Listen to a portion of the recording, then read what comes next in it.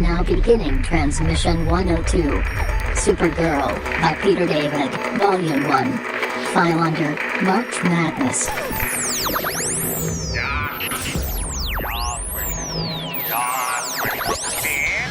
Come on, you fuckers think that just because a guy reads comics he can't start some shit?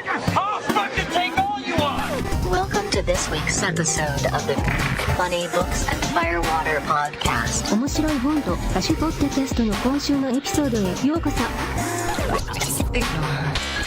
She drinks. Each week, a motley band of comic readers / amateur bartenders attempt to pair cocktails with comic books. 毎週漫画の読書の雑多なバンドはスラッシュアマチュア入札しようと漫画とペアカクテルバーです。 All while trying to not sound like complete morons in the すべ process. ての中にしようとして音ではないような完了プロセスで低能です。 Kind of like a speakeasy kind of thing. It's kind of cool.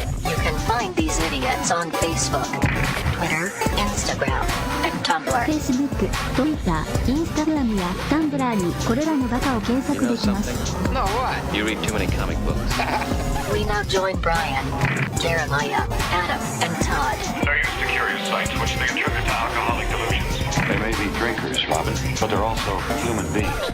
I'm too sober for this shit. Sure. So my favorite thing to do is my wife plays this really stupid, dumb pass-the-time game on her phone called Heyday. It's a Farmville type game. And even today, is we'll talk on the phone in our drive home because we still like each other. And she'll be there in the driveway doing with Heyday. I'll pull up and park, get out of my car, go up, and then I will tap on the glass, and her phone will fly 10 inches in the air because I have scared the ever-loving shit out of her. And she screams and yells, fuck, and it's awesome. And she's like, where did you come from? And I'm like, I don't know how I could be more obvious without blowing my horn. That's awesome. Yeah. So there's that. Okay, well, welcome to episode 102. We are reading Supergirl Volume 1 by Peter David and Gary Frank. We are here with two people in Utah. Maybe Maya will join us, maybe he won't. He is missing once again. But the important people are here, first of which being Mr. Todd. How are you? Hey, I'm good. I'm Todd. You can find me here in Salt Lake City. I'm on here on the Funny Books and Firewater podcast. I'm also doing English Class Hooligans with Brian, our lovely host and producer. Oh, I'm lovely. Yay. Hi. Yay! And then the better half of my life, dear Amy. Hi, Amy. Hi, Amy. Hi, Amy. So it's where we read classic books of literature, and we discuss whether or not they deserve to be classics. And that didn't start out as the thing, and now that we've read one that we don't like, we've sort of changed what it is. It just seems right here, it's like, what the fuck are we reading?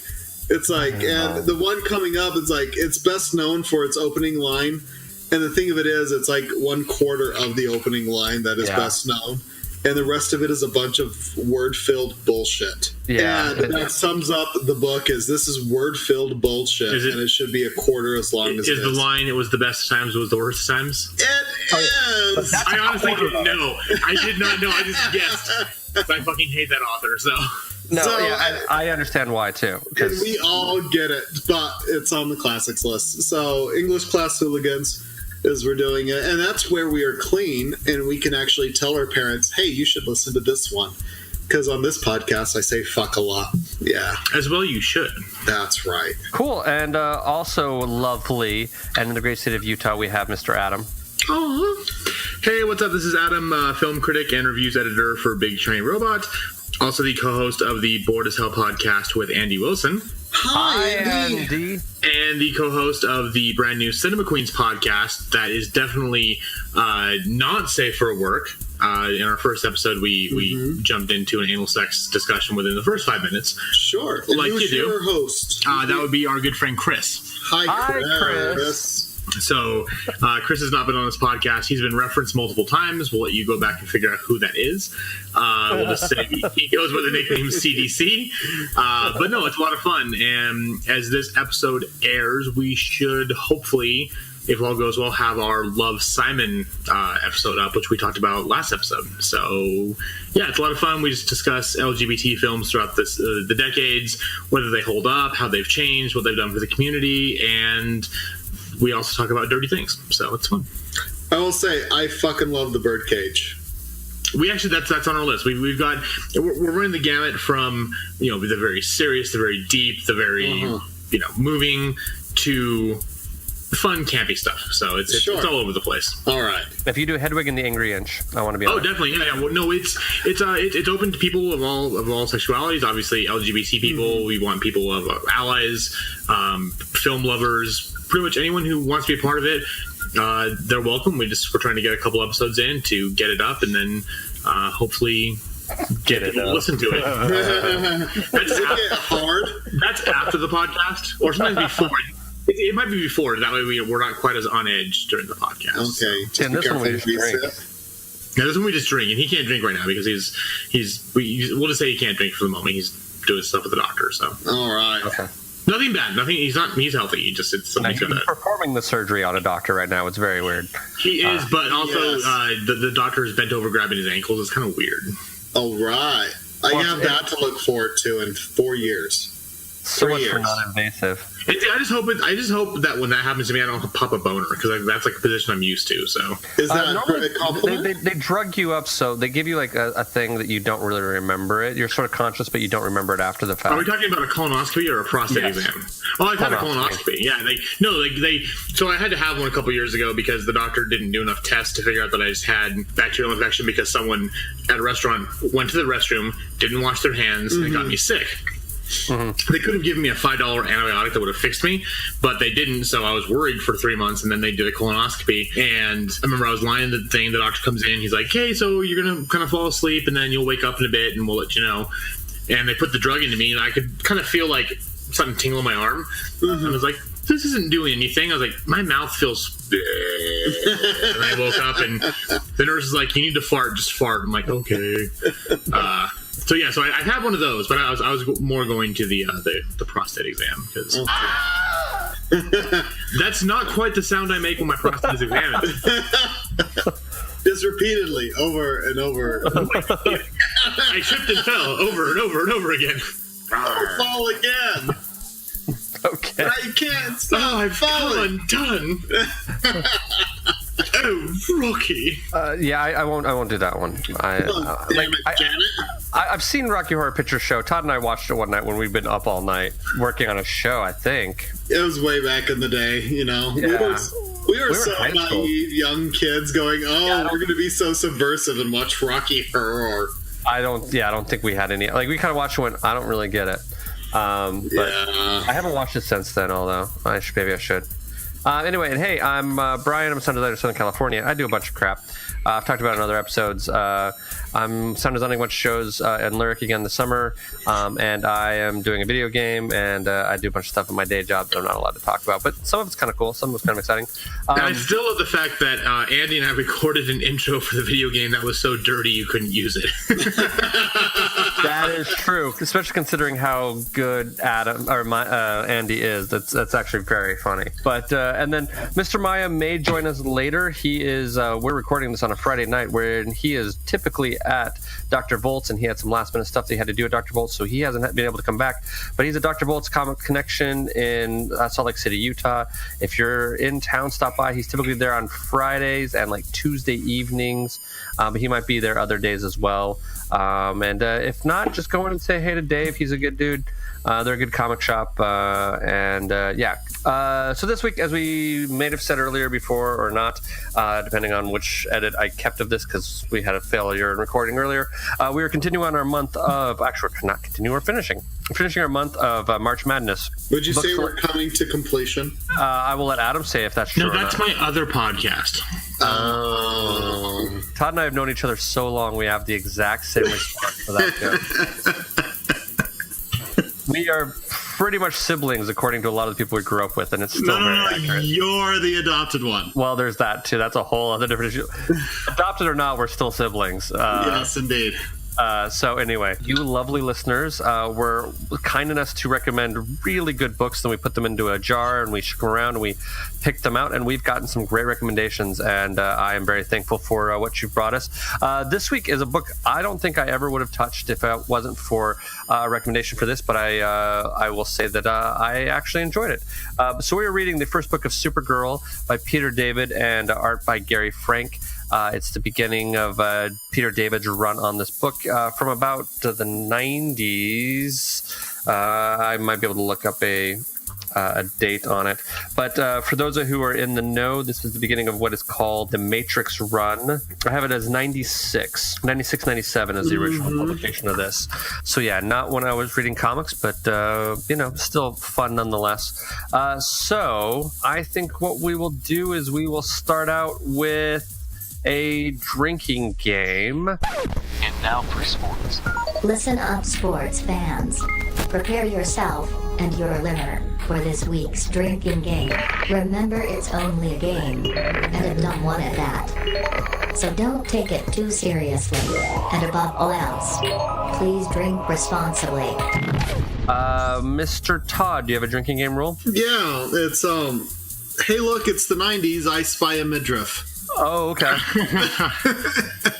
So every time as you're going through the book here and you have all these very lovely and well-sculpted people and they're showing a bare midriff, you should take a drink because, hey, it's the 90s. Mine, I will jump on to that because it's semi-similar. Mine is called All That in a Bag of Chips, which is every time you see a 90s cliche and or fashion, take a drink, including playing 6 Degrees of Kevin Bacon at a dinner party, is contained within this book.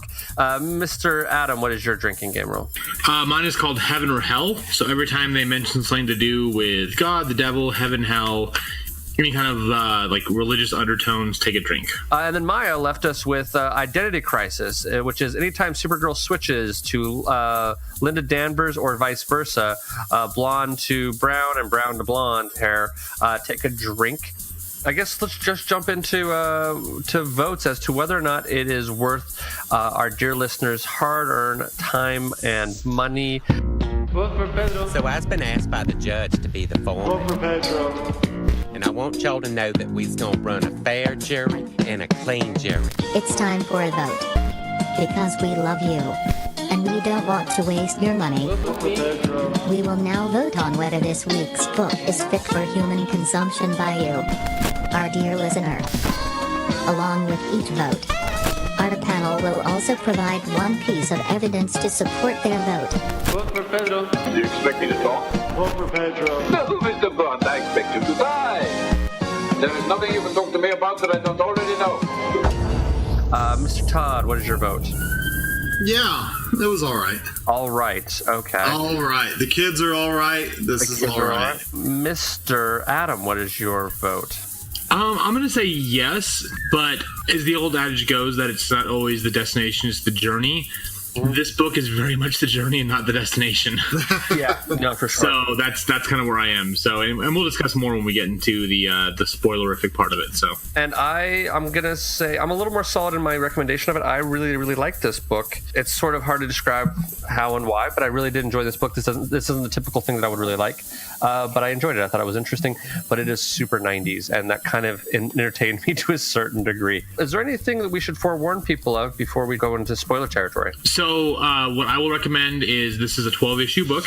There's a lot going on, and while it's nowhere near as deep as what we've done with Watchmen, for instance, I had to read this all in one sitting, which wasn't a bad thing because it's not the deepest storyline in the world, but there's a lot going on. So I would not recommend doing that. I would say, read a couple issues at a time or read it in 2 or 3 sittings. I didn't have that option because I've just been too busy. And it's a long book, so maybe don't do what I did and read it all at once. Valid point. So yeah, and I think what we'll get into that in a minute. So this is the time where we're going to let you take a little break, and we're going to let you go ahead and read this book, and then when you come back, we're going to spoil the living shit out of it. So, see you on the flip side. If you have yet to read this week's book and would like to read it now, press pause. Go ahead. We'll wait. So I see this little thing there before we go in, though, that's interesting. It's as it's the breakdown, at least on this one thing, it says plot and pencils by Gary Frank, dialogue by Gary Frank and Peter David. Oh, that's interesting. On which section? Where do you see that? It's the arc history, so it's the one with the big devil face. It's like a particular issue is what you're saying.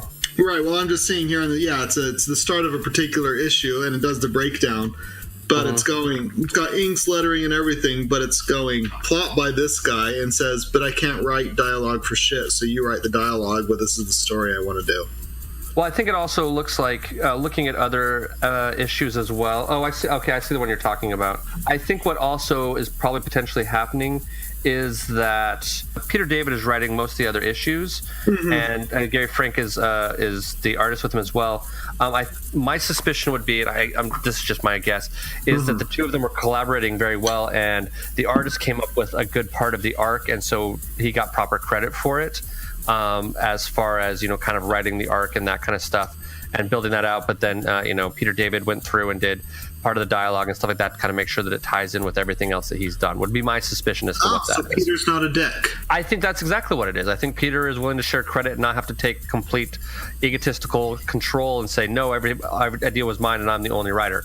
Because if you look at the other ones, they're not all, that particular issue is identified that way, but not all of them are. So that would be Sure. Well, I just like Peter David more. Yeah, I mean, that's my guess. I mean, does that sound reasonable to anybody else? Yeah, no, it sounds good to me, but I don't think I've seen that before, just broken out in that way.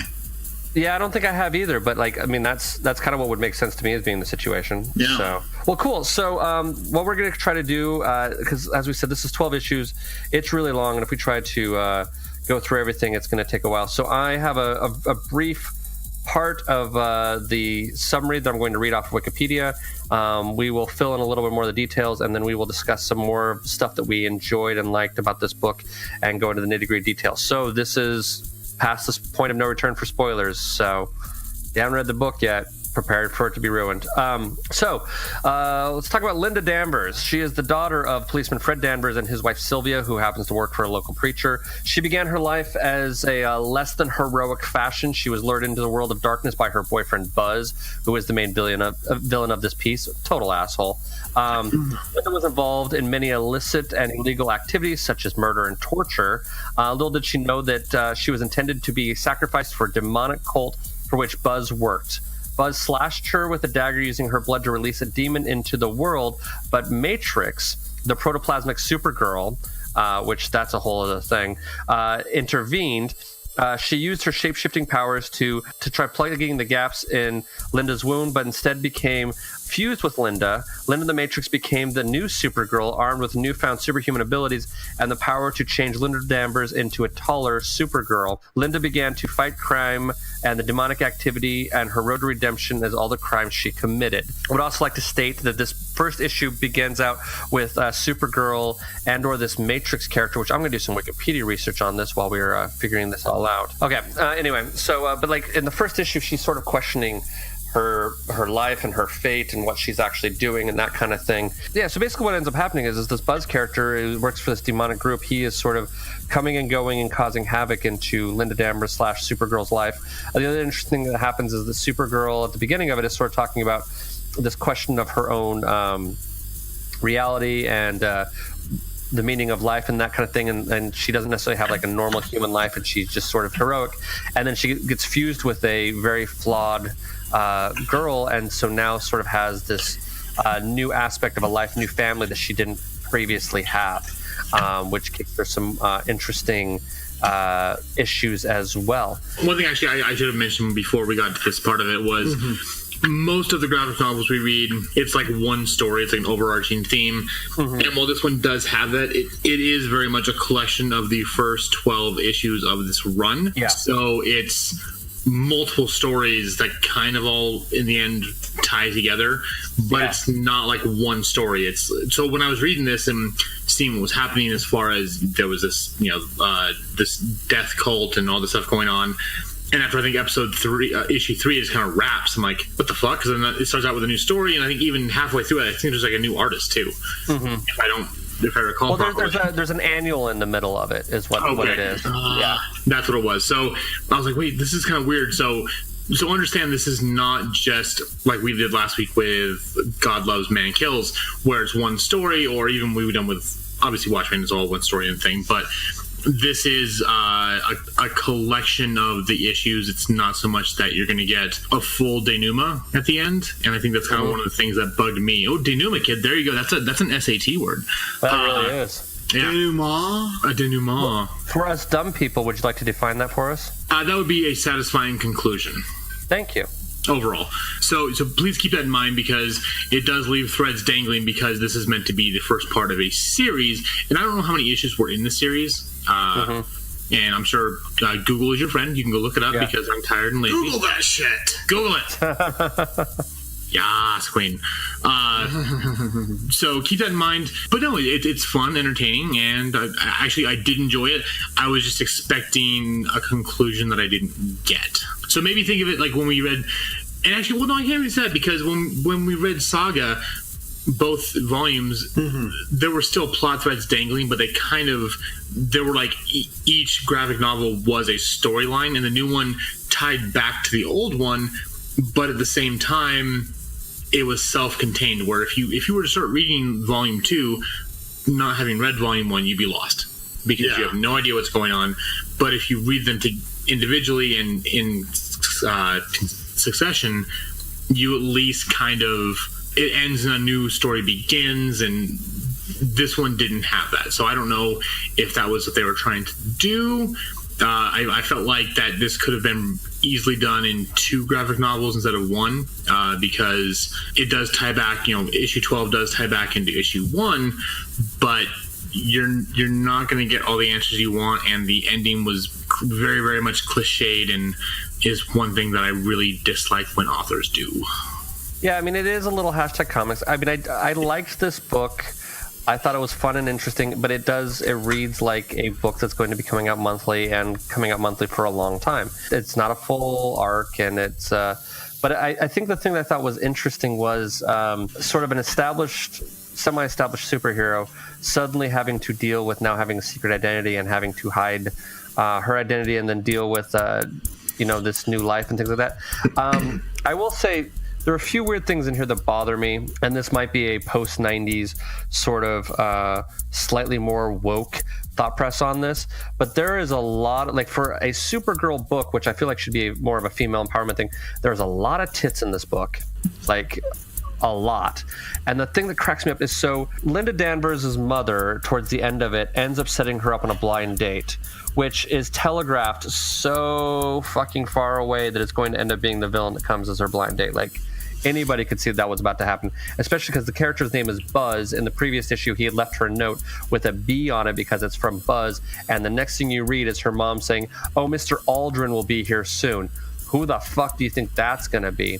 But anyway, Buzz Aldrin? Yes, I know. I see what you did. It was his cousin Mark Aldrin. What? Yeah. Buzz, little bee. Oh, hi, Mark. Hi, Mark. So anyway, so she's at this dinner with her mom, and she's basically in like a sports bra and like yoga pants, and he fucking shows up in a suit.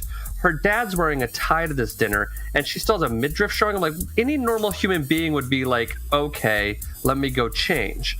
But like, this is what she's wearing to dinner, and like no one seems to be.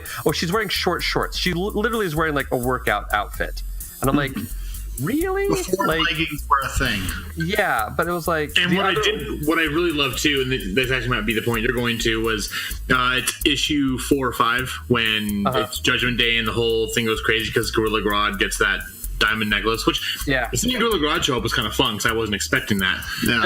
There were a few references in the show or in this book that I only knew from watching The Flash. Did you catch the Watchmen reference though? Oh, that one I didn't catch. No. What really got me while he's looking for it is there's shower where there's blood and water going down the drain. And you can tell it's Gary Frank, it's awesome, but it just screams a Dave Gibbons moment, and that sort of thing would fit perfectly with Watchmen. So, and that was right near the very beginning of this book. So you look at this art, and it's Gary Frank is the artist on this book, but he's not through the entirety of it. I mean, there's a whole lot of issues, and there's some issues where Gary Frank isn't the main artist, and you can tell. So Gary Frank's currently doing Doomsday Clock, which is the spiritual successor, sequel to Watchmen. So this came out in the mid-90s, and Gary Frank's still working with DC to this day, coming in and out, and he did like Earth 1 Batman. He's done other things with Jeff Johns, and his artwork is top-notch. I'd say he's good or better today than he has ever been. But his art here is very detailed. It's great. This book came out on glossy paper, so it looks fantastic. What's interesting, this screams 90s. It does. Even more so than the last book we did. We talked about how it was slightly dated. It looks times of the 80s. So, and it had hallmarks of art of the 80s, but it did not scream of the culture, I think, so much as this one goes. Holy fuck, 90s reference, 90 reference, and it's like, oh, look how hip we are. And it seems like it was exquisitely drawn and done, and I'm not deriding anything of that, but it's it feels really dated I remember when this was in fashion and I liked it at the time, and now going, damn it, boy was I wrong and a young idiot type of deal. Like a bald white guy with no mustache but a goatee, like the bottom of a goatee, screams 90s. Like I mentioned before, like when Buzz Aldrin comes over, Buzz the villain comes over for dinner, they play 6 Degrees of Kevin Bacon. At one point, she skateboards around, she wears a plaid shirt. The midriffs that show up everywhere. There's a lot of midriffs. Like, and the Supergirl costume changes about 3 or 4 times in the course of this book as well. Oh, it sure does. And you have this Linda Danvers as going through this, and for me, it's Kara that I'm familiar with, and you take a look at Heroes Through the Ages. The Flash has changed names half a dozen times with different characters. There's nothing wrong with that. It's just I had no idea that Linda Danvers was Supergirl for a time. For me, for this, I'm like, I had no idea about this. And is it just me being ignorant? Is it something that didn't really touch the lexicon of the cultural zeitgeist? Your other word next to dating. Yeah. Well, the other thing is, like, so according to the Wikipedia, like, it's sort of a known thing, I guess. Did anybody else catch the Spider-Man reference in there? I didn't catch a Spider-Man reference. I did not know. No, so when Buzz Aldrin first shows up at the door, it's a full-page thing, and it ends with a full-page thing, but just before it, he says, face it, Tigress, you just hit the jackpot, which is a version of what Mary Jane says to Spider-Man. So the Watchmen reference is it's issue, I think, 4 or 5. It's when the Day of Judgment, where everyone's going crazy, and Gorilla Grodd has the necklace, and Supergirl is like his bitch now. And there's a part where the cop fights a guy and the doctor fights a guy, and they both shoot each other. And then on the next page, Supergirl's going down to find something, and she reaches down to what I guess is the snow, and she finds a piece of cloth. And in the upper left, it's on the left-hand page, the far right panel. As she reaches for that, above it there is the comedian's button with blood on it. So, I see what you're talking about. So that is your Watchmen thing. Actually, so what's funny is you mentioned the boobs thing. Is I find it really interesting that we know that Supergirl has gone bad when she's being possessed by that thing, is because she shows up looking slutty. Well, and me being a heterosexual male, I also noticed that Linda Danvers' boobs are smaller than Supergirl's, so when she turns from Supergirl to, even without the hair color, her boobs get a little bit bigger in the shirt that she's wearing. I did not notice that as a homosexual male, so... Yeah. Todd, did you catch that, or was that just me? Oh, I absolutely noticed that. Yeah, okay, so yes. Oh, you missed it? Oh, damn, it's just me. I'm the perv, I'm sorry. No, I saw it too. Yeah. I'm perverted with you. I do find it funny that even... again, the difference is it's only 20 some odd years ago. Yeah, that the way you could tell a woman was a bad person is that she dressed slutty. You're right, and she had that going on. This has a lot of references. We had read Birds of Prey a couple episodes back. When I say it's been more than a couple, it's been a long time. Maybe like 50, maybe.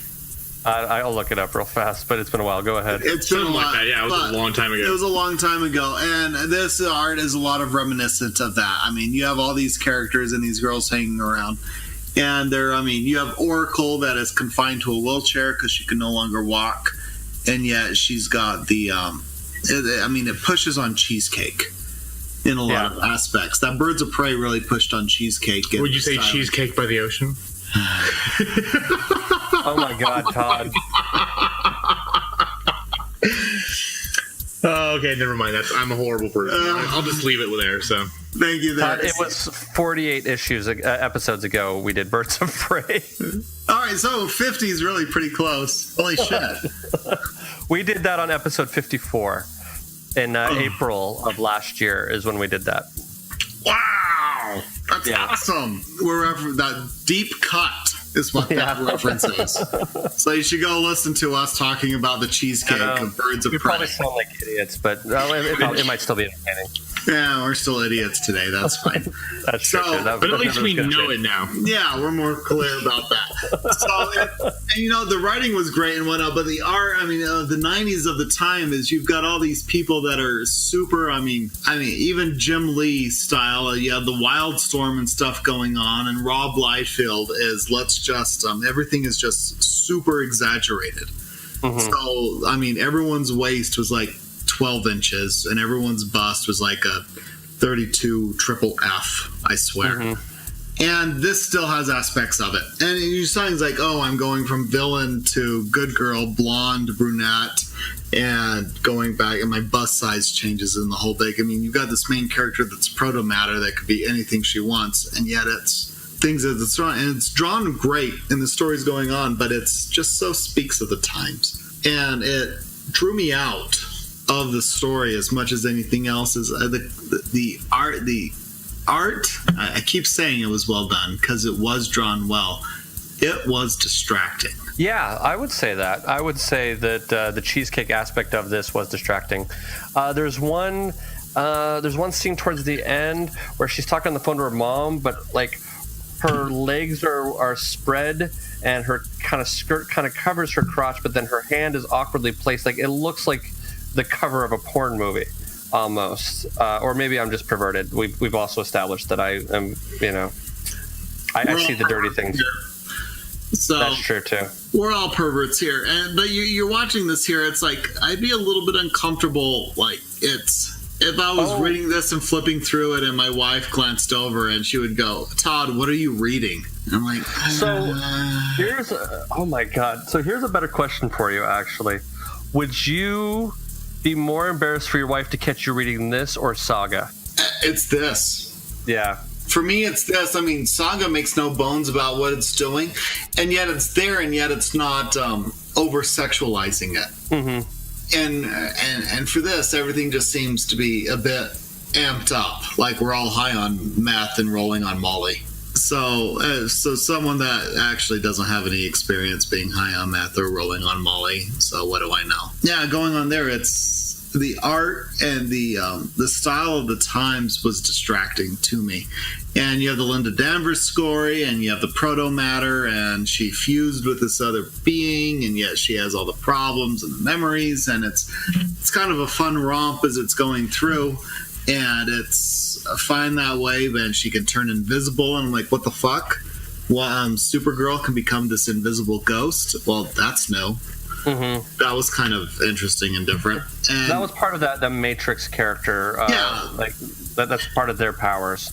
So, and it's like book one in the beginning of the Matrix thing, and I'm like, I don't know about this. As much as anything else you're using a character's name, and you're introducing, it seems to me, like a whole new power set that I assumed didn't evolve. Because when I hear Supergirl, I'm like, it's like Superman. Well, and apparently she can like transform into different modes, like beast mode and stuff. I was like, is this like, it was, as someone who's not as very well versed in the Supergirl character outside of the TV show, which I do have fun with, I wasn't confused, but I was kind of like, I didn't know she could do that. I thought she was just has Superman's powers because she's from Krypton and his cousin, and like, when did she start having Fantastic Four powers? Sure, like with X-Men, I have no issue with all the different characters having extremely different power sets. That's the point. And that's like, that is absolutely the point. But I hear like, Kryptonian Supergirl must be like Superman, Krypton, it's got to be, A for A. And why do I have this assumption that it's the same thing?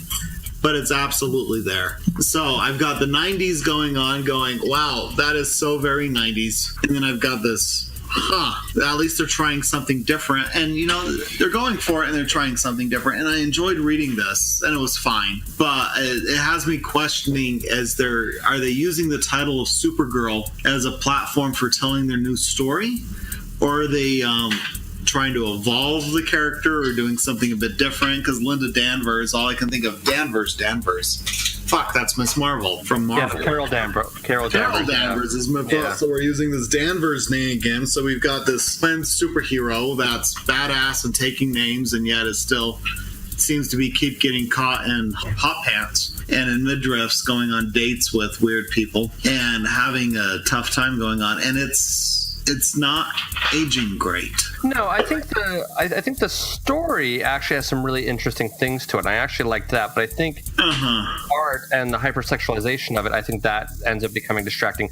The Gorilla Grodd storyline, where he ends up kind of controlling and taking over people's minds, and is pretty interesting. And then there's this weird little kid with a baseball bat who sort of follows her around. Who you start to realize a little bit. I got to imagine he has a bigger role in this later. I hope so.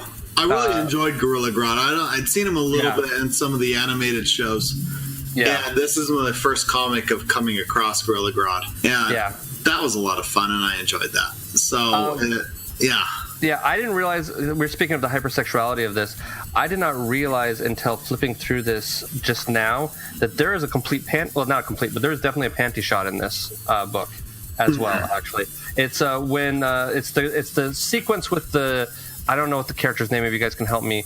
It's the woman who is like yellow with a mohawk, who is about to beat the shit out of her assistant. You know that sequence I'm talking about?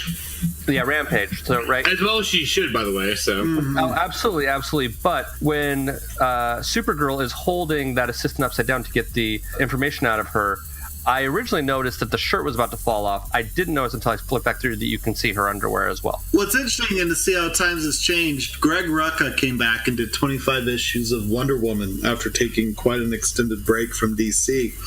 One of his requirements, though, is he had a final sign-off on the covers. Frank Cho, who is a really good artist, but has done quite the exaggerated female form in a lot of ways, was doing a variant for Wonder Woman. And he had one where there was a slight, brief glimpse of Wonder Woman's panties and this modern thing. And Greg Rucka rejected it and says, "Oh, no, you don't." And it became a bit of a lot of news was made things, and Frank Cho walked away from doing the rest of the variant covers he was hired to do. And he was going, "Oh, you're violating my freedom of speech." And Rucka went, "Fuck you. This is all work for hire. There is no freedom of speech." Because they came in under contract with Rucka having final say. And he's like, "We are not doing panty shots of this character." And that's just the case of it. And Cho submitted one that did not meet Rucka's standards, and there was a big disagreement about that. Working for a very large corporation, I agree with Rucka on that. If you're an artist, you're an artist, but if you are working for a corporation, which it's work for hire, it's work for hire. They are the client. You deliver what the client wants. Like, you know, even when I'm at smaller theaters where I get to be artistic, quote unquote, it's still, I'm delivering a product for the producers and the director. Like, ultimately, even if the show isn't what I want it to be, I'm there to do a job. You know what I mean? I can be all artistic all I want, but you know, if I'm trying to get paid for what I want to be artistic, I gotta fucking listen to whoever's paying the bills. Like that's right. You're satisfying the customer there, and so you're watching this. So in today's climate, I would have a tough time seeing DC putting out this book and. Let me rephrase that, because they're publishing it, so it's not that they're not putting it out, because they're definitely recognizing it. This is look at our past work, and it's a new publication.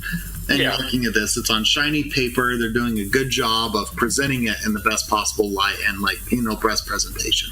So I'm not saying they're ashamed of it by any means, but I do not see current works being published to this degree. I think the story could be published nowadays. I don't think there's really anything wrong with the writing, really, other than like some dated references and things like that.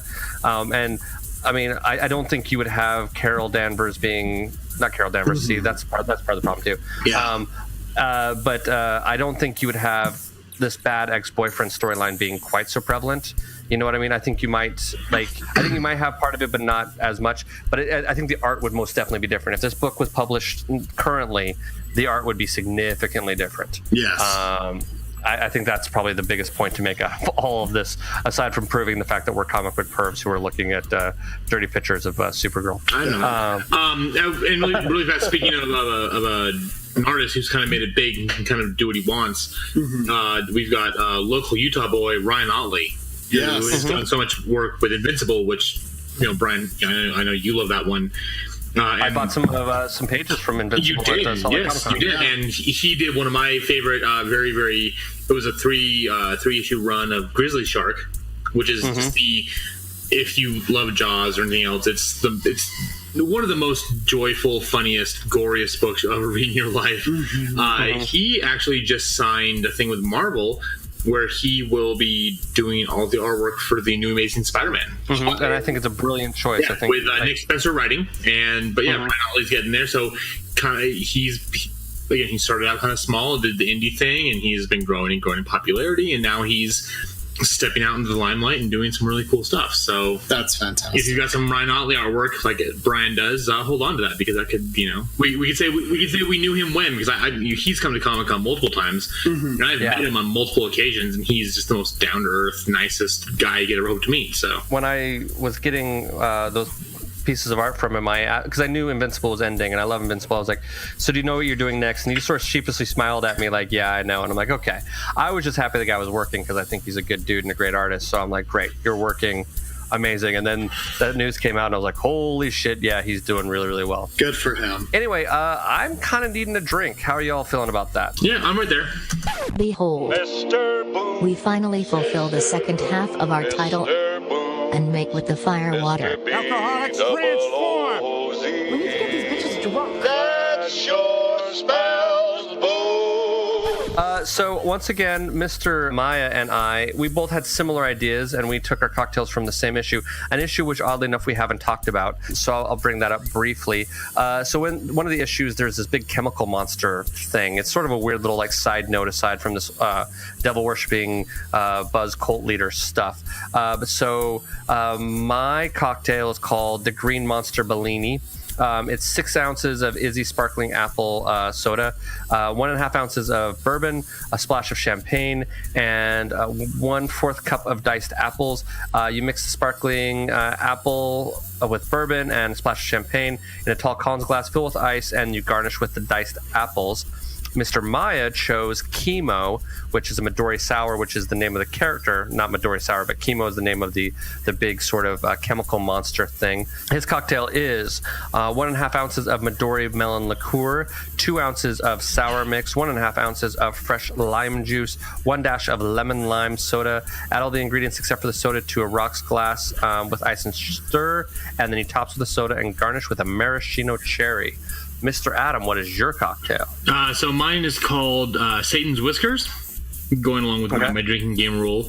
So this one is, you take 1 ounce of gin, 1/2 ounce of sweet vermouth, 1/2 ounce of dry vermouth, 1/2 ounce of Grand Marnier, 1 ounce of fresh squeezed orange juice. Again, fresh squeeze is the big thing because it has a different taste.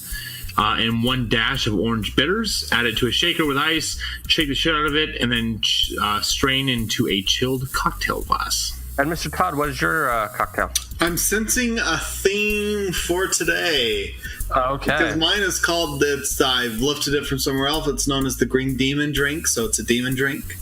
So this is 1 ounce of Midori, which is a melon liqueur, 1 ounce of vodka, an ounce of white rum, and lemonade to taste. So you build the liqueurs into a large goblet, and top with lemonade. You stir the shit out of it, and then you top it with a lime wheel garnish just on the side of right there, and you enjoy and drink the shit out of that. So I know that there are some issues that we didn't totally discuss. We kind of did a broad overview of this work, and a lot more discussion about art than we typically do on this show, which is fine. Let's just go around. Let's each kind of discuss some of our favorite issues from this book in particular, since it is sort of a large swath of the run of this book. Mr. Adam, we'll start with you. Okay, so actually, I did really enjoy the couple issue arc with the crazy necklace that made everyone crazy, and Gorilla Grodd was in charge of it.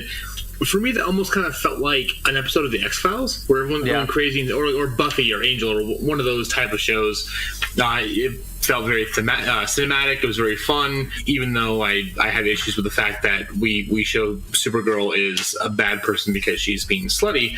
It was fun to read. It was interesting, and it did kind of lay the seeds for future plot and exposition to happen down the road, as far as with the blind date with Buzz and everything else. But I don't know. For me, it felt like I was watching The X-Files. And as a huge fan of The X-Files, I had a lot of fun with that, and it was interesting. So, Todd, what's some of your favorite stuff in this book? You know, what I did enjoy, as much as the differences that I've talked about is this is not the Supergirl I know, is at the beginning of the book, you have this introduction as you've got Supergirl going into like ghost mode where nobody can see her, and then you see her shift from a blonde to a brunette, and you're like, what am I reading here? What is being set up? And it's setting up so many questions I'm looking to have answered. I rather enjoyed the litany of questions coming on. And it's like, so what am I looking for? And I'm on answers on this why.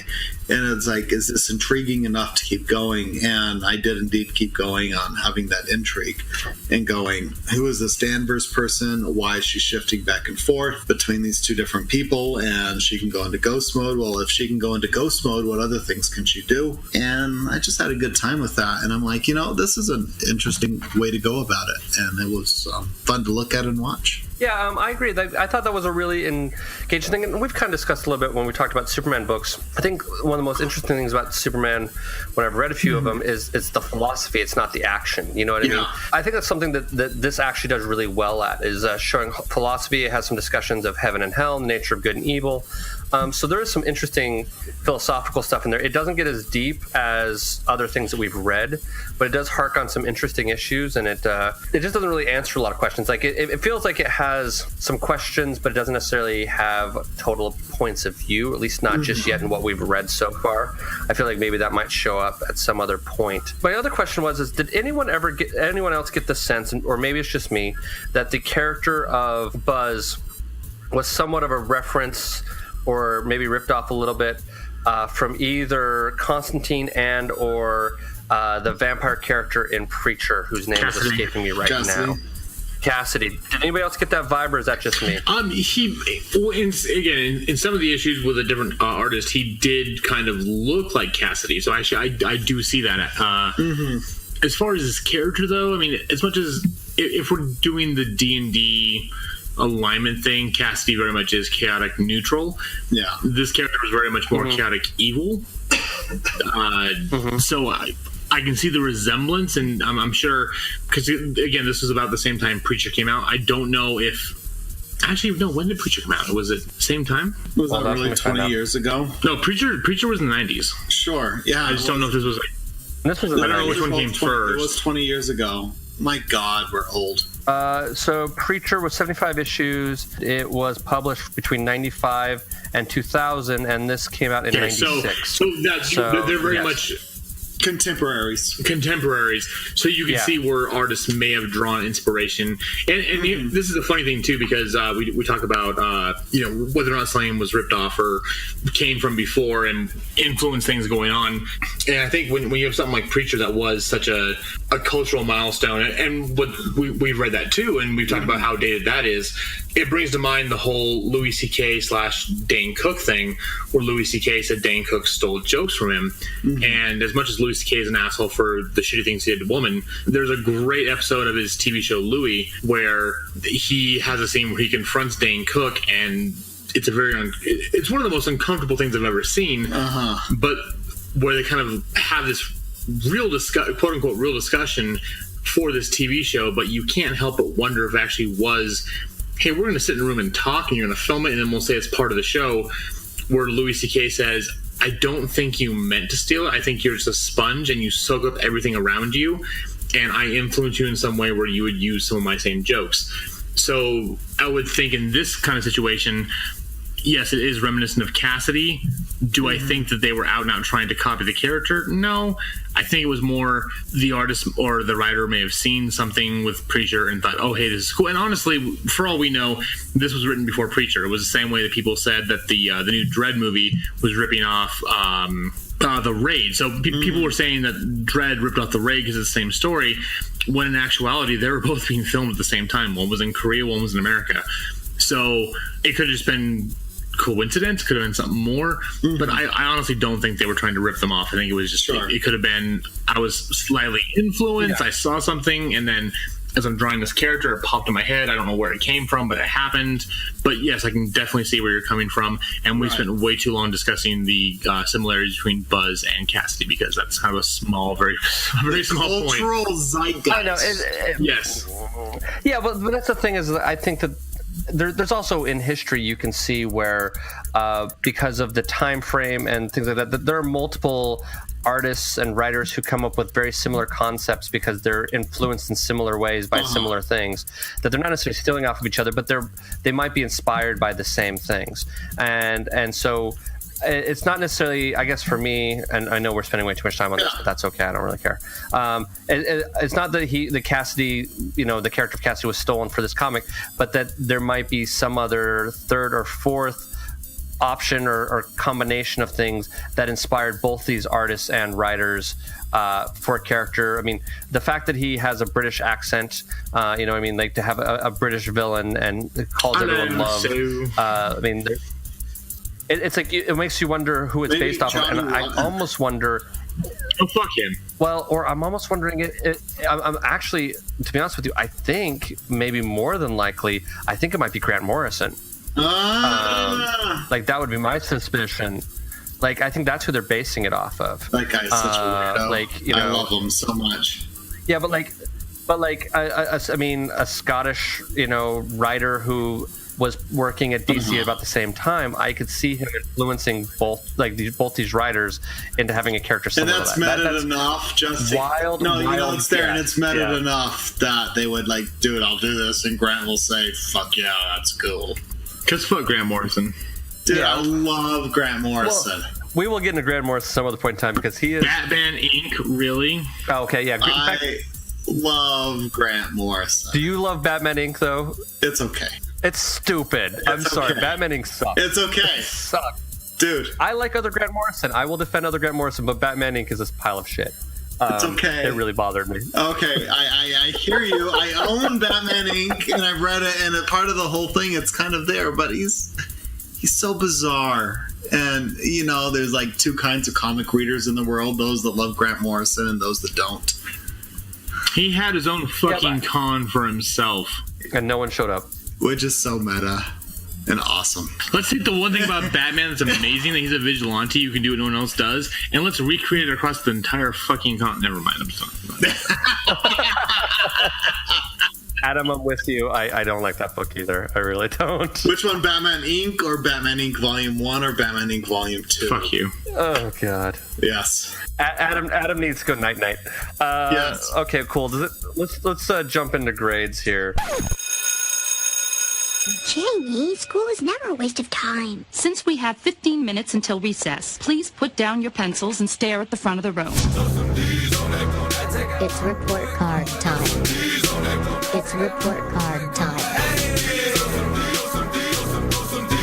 It's report card time.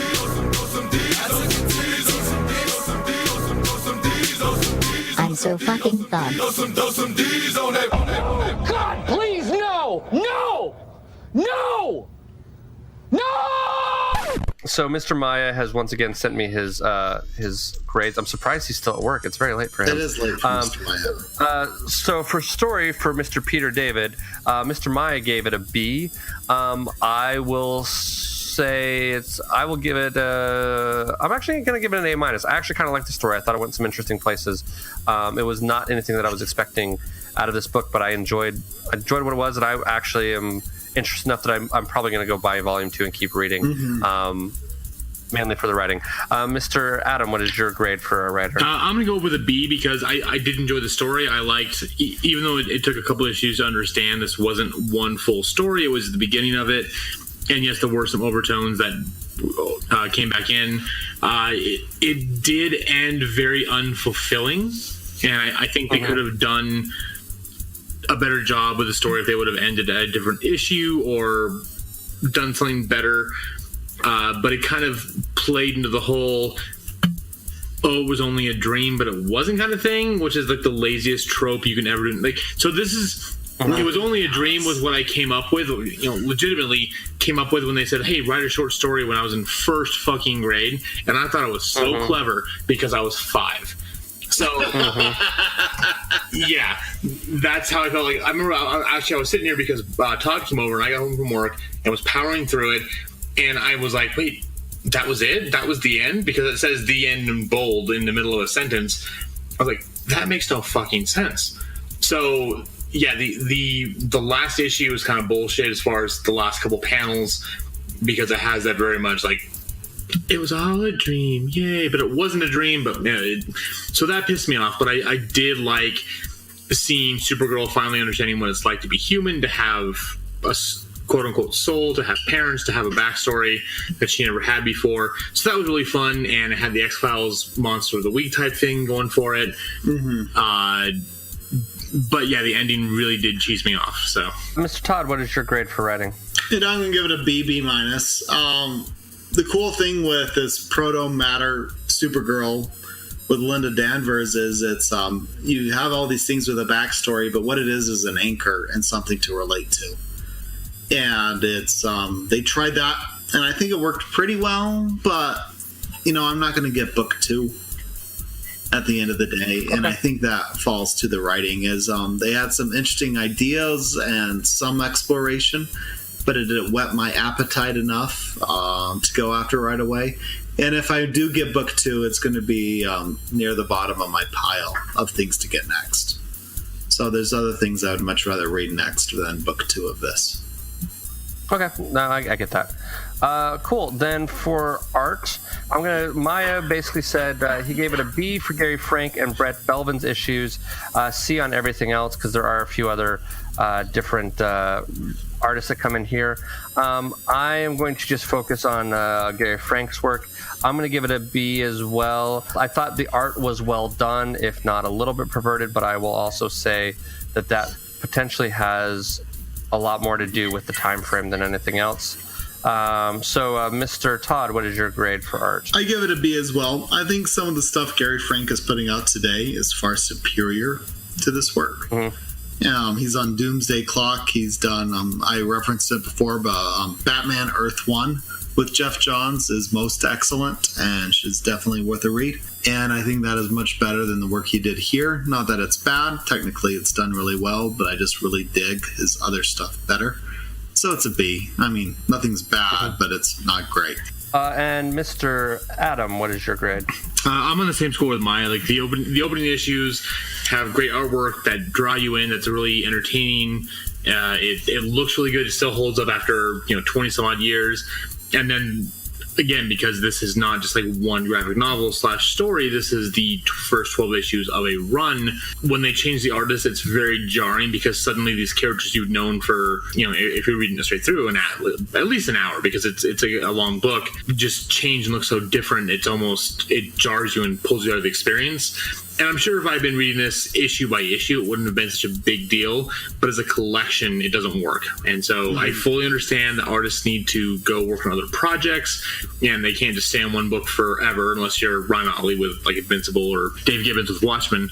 But at least pick someone whose art style is somewhat similar, because they have to understand at this point in time that yes, we are going to release this as a novelization or a graphic novel. And when you do that, it just pulls you out. And it took me at least an issue to get used to the new look of the characters to where it wasn't bugging me. So, and then for overall grades, I am going to give it a B+. Like, I liked it in general. I thought it was fun, a little dated, but enjoyable enough that I'm still interested enough in reading something else.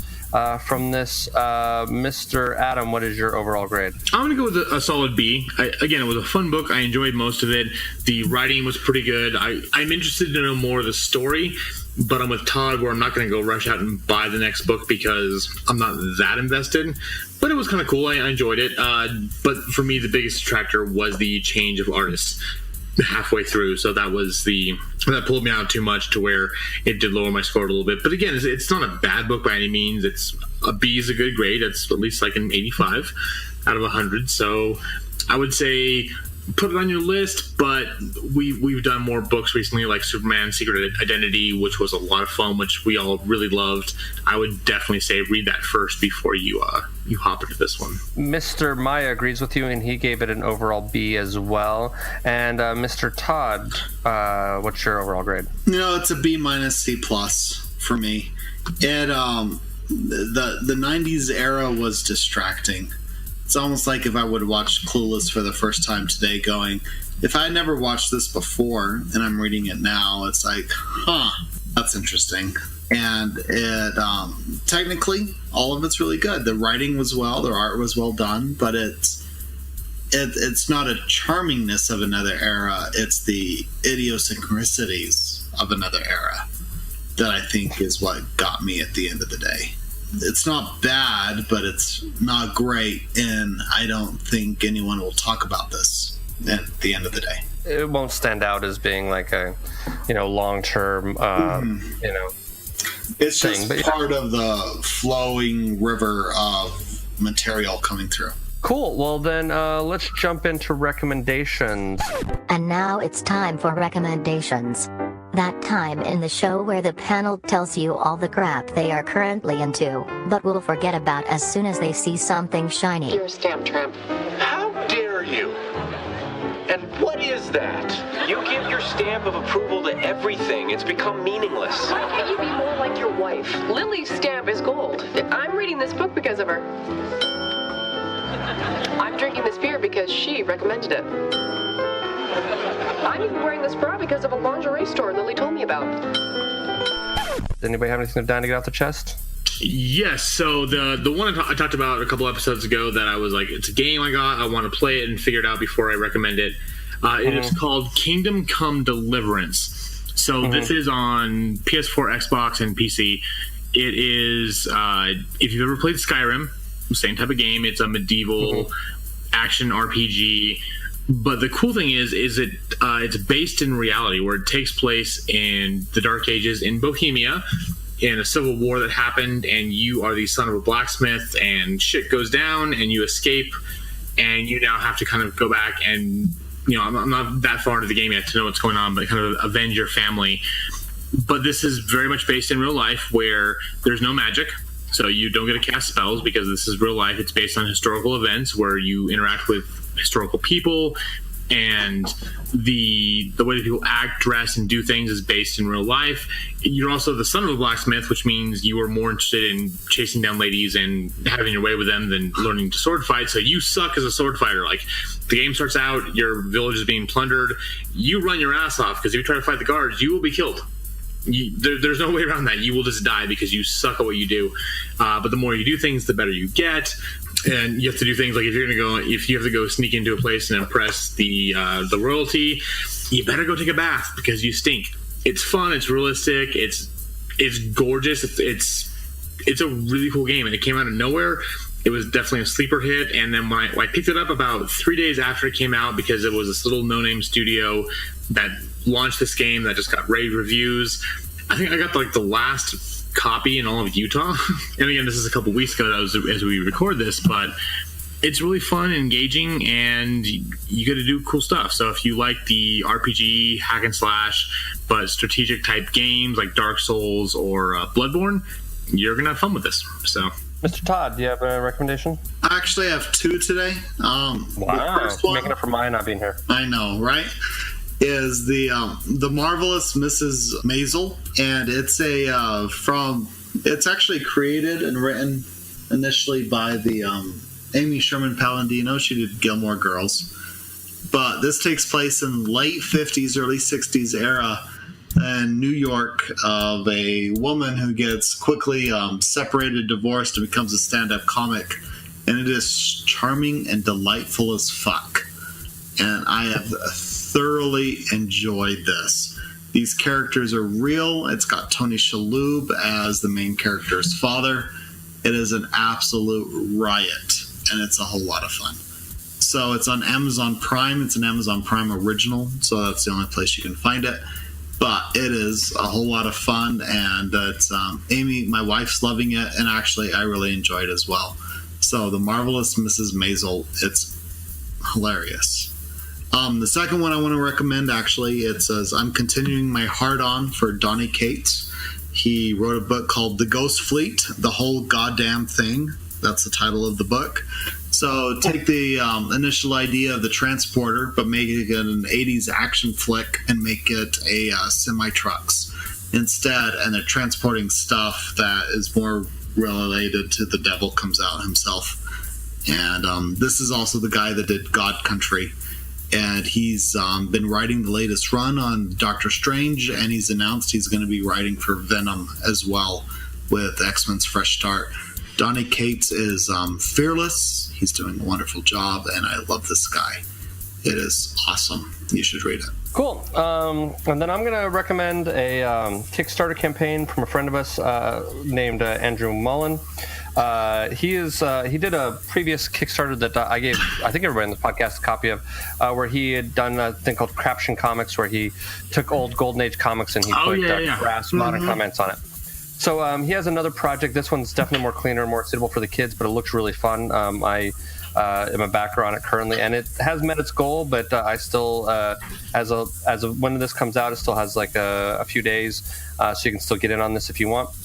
It's called Edison Bell Maker Projects from the comics, from the Golden Age of Comics, and it's a young kid who it's these old comics where he builds little devices that somehow save him at the end of every issue, and it comes with the blueprints so that you can make them yourselves as well.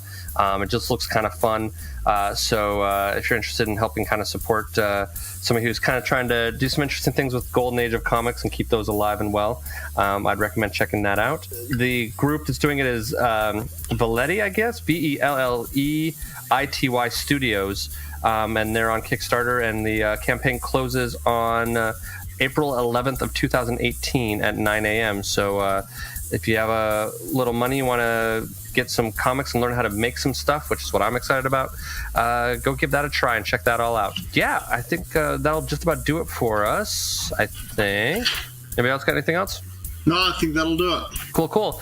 So next week, actually, we start a month in April. We are doing kind of like we did with Watchmen, but a little bigger of a thing. We're going to do a deep dive into a run of Batman books called War Games. The first book we're doing next week is called War Drums, and then we'll do War Games Act 1, 2, and 3, and then the follow-up, War Crimes. This is a recommendation from Todd, who has been trying to get me to read this for a while, so now we're doing it on the show, so we have an excuse to read it. Todd, you want to give us a heads up what we're going to be encountering next month? Boobies. Why not? This is a big old event arc, so the entire Bat family will be involved, and it's where the world of Gotham comes to its knees because of some actions of one Stephanie Brown, and all the shit goes down and things that go around it. It's a whole lot of fun. It's written by a whole bunch of authors. Bill Willingham is involved. He's the guy behind Fables. He did some amazing stuff, and so is a bunch of other people. So you see Cassandra Cain as Batgirl, you've got Tim Drake as your Robin, and you've got Batman, everything going on, and a whole bunch of other characters. This happened over a long period of time, and it was one of the big events I really loved with the whole Bat family. So it's going to be a whole lot of fun to read. So here's the deal. You can buy all these as individual trades, or you can do what I did, which is you buy them in two, like just big collections of it. So the question becomes, Mr. Todd, how many issues are we reading next week? Well, you've got War Drums. So this book is really written on trades. Is you've got War Drums, Act 1, Act 2, Act 3, War Crimes. So if you're going back to the original trades of what's going on, it's like 10 to 12 issues of each trade in that regards, because it's not just the main Batman arc, it's also covering the whole Bat family. So you got Detective throwing in there, and there's even a few other issues of other things going on. So it's a really funky collection. So it's going to be a whole lot of reading. So War Crimes is the shortest run of them all because it's really the denouement, because we're using that big word again we learned earlier.